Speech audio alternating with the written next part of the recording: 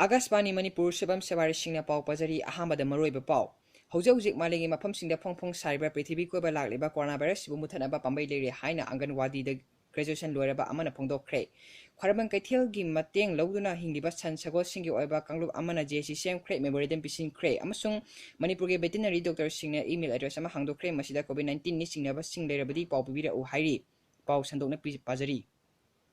Yamna Taganinga Oba Atopa Sakalabalamda Tingbangam Driba coronavirus, Asibu Tingbangam Lehaina Manipur Anganwadi Center, graduation Loraba, Maming Matalwapa Amana Pongdo Cray, Mahana Makata Arduna COVID-19, Asi Tingbada Minute Ama Paroi, Dr. Singh Amasung Akang Ahai Singna, second contract could Sapazana Hamdo Pio coronavirus taking out Noknaba, Heidi. Aduna second contra the coronavirus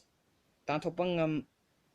Ngamba Tarabadi, Hosik Nariba Pesent Kudimakta, second contra Maina, Singhanduna COVID-19 Asibu Malemda Gimaru Fangna Mutatpa Ngamni Haina Mahana Makatana Pongdorakli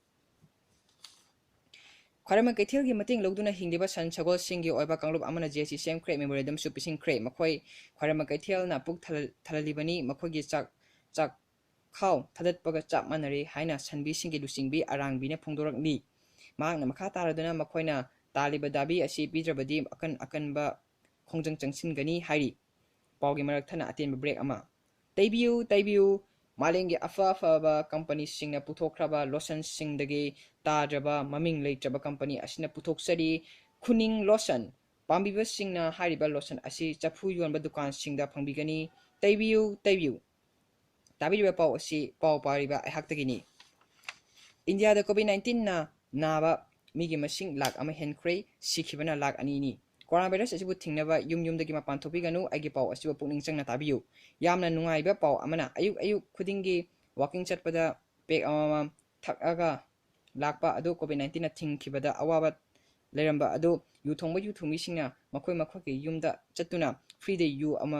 pek amam pikre makoina makha taraduna makoina piriba asi loikhrabasu makha tana pidakhini hari Manipur veterinary doctor Singna email address Ama Hangdokre, Masida COVID-19 Nisingnaba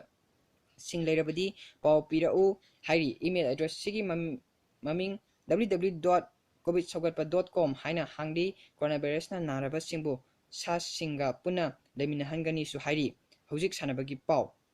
China dagi sanglakpa COVID-19 ga India gi coronavirus ka mukna sanabada, Indiana Toykre, Aduna, medal oina China dagi COVID kara loksili. Hosik ay nga sagi pau tabi si tu kyaw na chonglabadi ingle haiba khangbiro chongdrabadi sare haina khangbiro